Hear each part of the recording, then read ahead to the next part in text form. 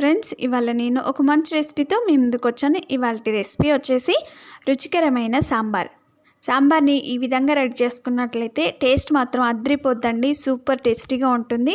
సాంబారు చిక్కగా అలాగే ముక్కలు కూడా సాఫ్ట్గా ఉడికిపోయే చాలా రుచికరంగా ఉంది. సాంబారు ఇంత రుచికరంగా రావడానికి కారణం ఇక్కడ సాంబార్ మసాలా బయట కొన్నది కాదండి, ఇంట్లోనే రెడీ చేసుకొని ఈ సాంబార్లో వేసి రెడీ చేశాను. చాలా బాగుందండి. సాంబార్తో పాటు సాంబార్ మసాలాను కూడా ఎలా రెడీ చేసుకోవాలో ఈ వీడియోలో చూపించాను. ఈ వీడియోని స్కిప్ చేయకుండా లాస్ట్ వరకు చూస్తున్నట్లయితే ఎంతో రుచికరమైన సాంబార్ని చాలా సులువుగా టేస్టీగా రెడీ చేసుకోవచ్చండి. ఇక ఆలస్యం చేయకుండా ఈ టేస్టీ సాంబార్ని ఎలా రెడీ చేసుకోవాలో దాని ప్రాసెస్ ఏంటో చూద్దాము. ముందుగా ఒక వెడల్పాటి బౌల్ని తీసుకొని అందులో 1 కప్పు వరకు కందిపప్పు వేసుకోవాలండి. నేను ఇక్కడ కొలతలన్నీ కూడా చూపించిన కప్పుతోటే తీసుకున్నాను. 1 కప్పు కందిపప్పుని బౌల్లోకి తీసుకున్న తర్వాత అందులో వాటర్ వేసుకొని ఒక 2-3 సార్లు బాగా కడగాలి. మనం కడిగేటప్పుడే మెదుపుకుంటూ కడిగినట్లయితే కందిపప్పు ఏదైనా స్మెల్ కానీ లేదంటే ఏదైనా పురుగులు అలాంటివి ఉన్నా కూడా చక్కగా క్లీన్ అయిపోతుంది. ఇలా కడిగిన తర్వాత ఫ్రెష్ వాటర్ వేసుకొని దానిపై మూత నుంచి ఒక 10-15 నిమిషాలు నానబెట్టాలి. ఆ తర్వాత ఇక్కడ సాంబార్ రెడీ చేసుకోవడానికి వెజిటేబుల్స్ని ముందే కట్ చేసి పెట్టుకోవాలండి. చూసారా, ఇక్కడ వైట్గా కనిపించేటివి ఇవి ముల్లంగి అండి. నేను ఇక్కడ మీడియం సైజు ముల్లంగిలు 2 తీసుకున్నాను. అలాగే ములక్కాడ 3 తీసుకున్నానండి, అవి మీడియం సైజు. అలాగే ఒక చిన్న ముక్క సొరకాయ, 3 పచ్చిమిర్చిని ఇలా పొడుగ్గా కట్ చేసుకోవాలి. అలాగే 2 క్యారెట్ని ఇలా పొడుగ్గా కట్ చేసుకోవాలి. అలాగే ఇక్కడ టమాటో నేను మీడియం సైజు 1 తీసుకున్నాను. అలాగే మీడియం సైజు ఉల్లిపాయ 1 ఇలా పొడుగ్గా కట్ చేసుకోవాలి. అన్నిటిని కూడా ఇలా ఈక్వల్గా పొడుగ్గా కట్ చేసుకుంటే మనకి సాంబారు అద్రిపోద్ది. ఇవేనండి. ఇవే కాకుండా మీరు మీ ఇష్టం ఉన్న వెజిటేబుల్ని యాడ్ చేసుకోవచ్చు. తర్వాత చూడండి, పప్పు చక్కగా నానిపోయింది. ఇలా నానబెట్టుకున్న పప్పుని ఒక ప్రెషర్ కుక్కర్లోకి తీసుకోవాలి. నేను ఇక్కడ వాటర్ క్వాంటిటీ చూపించడం కోసమని పప్పుని వాటర్ లేకుండా ఈ కుక్కర్లో తీసుకున్నాను. తర్వాత 1 కప్పు కందిపప్పుకి 2.5 కప్పుల వాటర్ వేసుకోవాలి. అలాగైతేనే పప్పు పర్ఫెక్ట్గా ఉడుకుతుంది. తర్వాత అందులో 1/4 టీ స్పూన్ వరకు పసుపు, అలాగే 1 టీ స్పూన్ వరకు సాల్ట్ వేసుకోవాలి.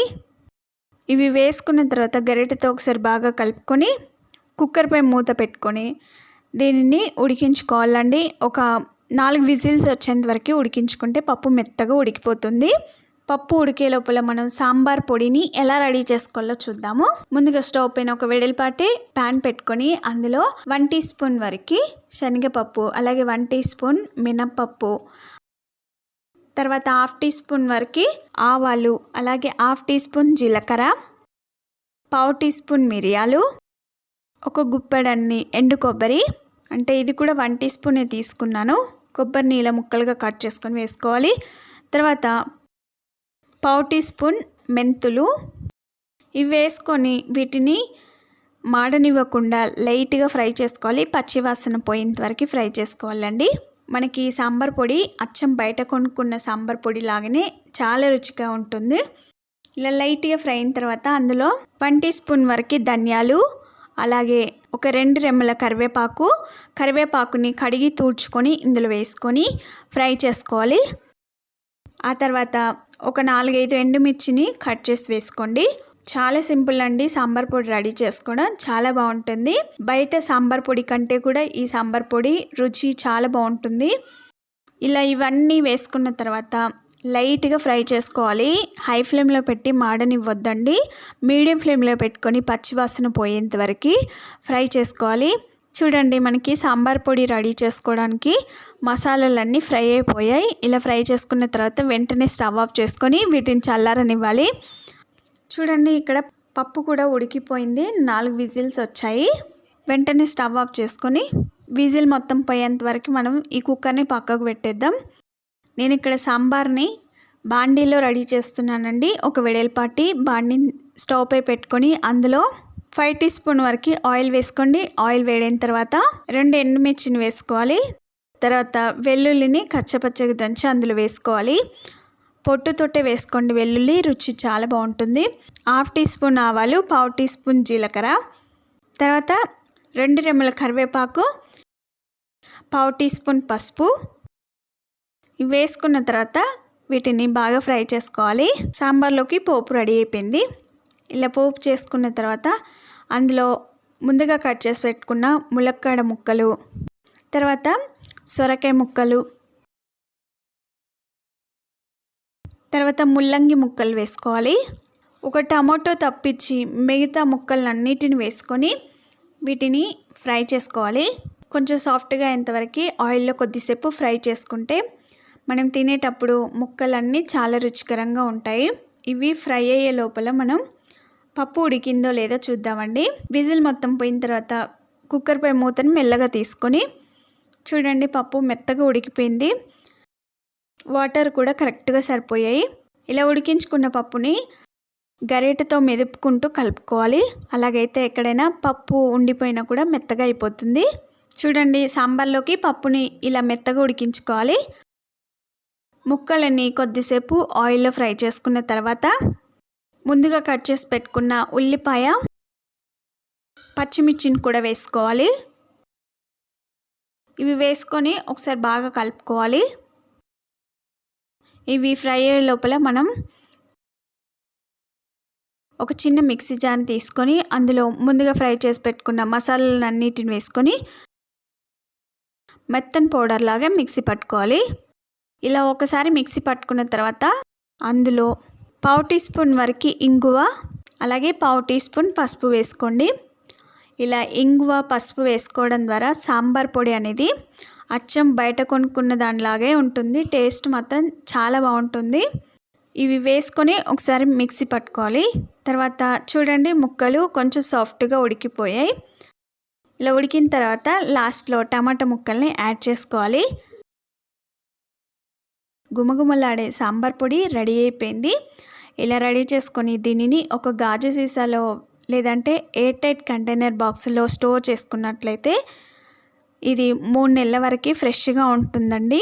మూతని టైట్గా పెట్టుకోవాలి. అలాగైతేనే సాంబార్ పొడి టేస్ట్ మారకుండా చాలా బాగుంటుంది. చూడండి, ఇక్కడ ముక్కలు కూడా సాఫ్ట్గా ఉడికిపోయాయి.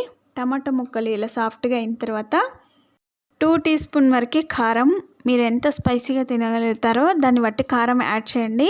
నేను వేసుకున్న కారం మాత్రం కరెక్ట్గా సరిపోయింది. 2 టీ స్పూన్ సాంబార్ పొడి, మనం ఇప్పుడు రెడీ చేసుకున్నాం కదా, ఆ సాంబార్ పొడి వేసుకోవాలి. వేసుకొని బాగా కలుపుకోవాలండి. కారము, సాంబార్ పొడి ముక్కలు పట్టేలా బాగా కలుపుకోవాలి. ఈ సాంబార్ పొడి సాంబార్లోకే కాకుండా ఏవైనా ఫ్రై చేసుకున్నప్పుడు అందులో వేసుకున్నా కూడా ఆ ఫ్రైలు చాలా బాగుంటాయండి. ఇలా కారము, సాంబార్ పొడిని ఆయిల్లో కొద్దిసేపు ఫ్రై చేసుకున్న తర్వాత ముందుగా ఉడికించుకున్న పప్పును వేసుకొని బాగా కలుపుకోవాలి.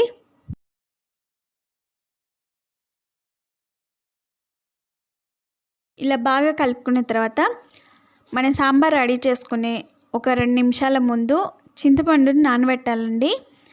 పెద్ద నిమ్మకాయ సైజ్ అంతా చింతపండు నానబెట్టుకొని బాగా పిసికి ఆ గుజ్జుని మనం పప్పును ఉడికించుకున్న కుక్కర్లోకి తీసుకొని కలుపుకొని వేసుకుంటే దానికి అంచులకు ఉన్న పప్పు మొత్తం వచ్చేస్తుంది. ఇలా కుక్కర్లోకి పోసుకున్న తర్వాత ఆ చింతపండు గుజ్జుని సాంబార్లో వేసుకోవాలి. ఆ తర్వాత చింతపండుని బాగా పిసికి దాని రసాన్నంతా ఈ సాంబార్లో పోసుకోవాలి. తర్వాత ఒకసారి బాగా కలుపుకోవాలి. సాంబార్ కొంచెం తిక్కుగా కావాలనుకుంటే కొన్ని వాటర్ని యాడ్ చేసుకోండి. అలాగే పులుపుని కూడా చెక్ చేసుకోవాలి. పులుపుని, కారాన్ని అన్నిటిని చెక్ చేసుకొని ఏవైనా తక్కువైనట్లయితే ఇక్కడే యాడ్ చేసుకోండి. చింతపండు రసం మొత్తం వేసుకున్న తర్వాత అందులో కొన్ని వాటర్ వేసుకొని బాగా కలుపుకొని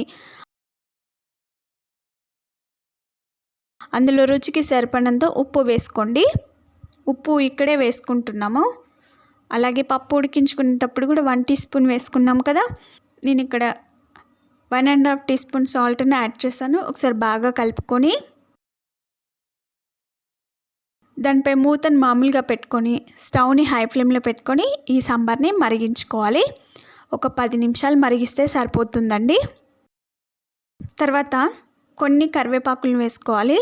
అలాగే సన్నగా కట్ చేసుకున్న కొత్తిమీరను కూడా వేసుకొని ఒకసారి బాగా కలుపుకోండి. మనం పోపులో వేసుకునేది కాకుండా ఇలా కొంచెం కరివేపాకు లాస్ట్లో యాడ్ చేసుకోవడం ద్వారా దాని ఫ్లేవర్ చక్కగా తెలుస్తుంది, సాంబార్కి మంచి రుచి వస్తుంది.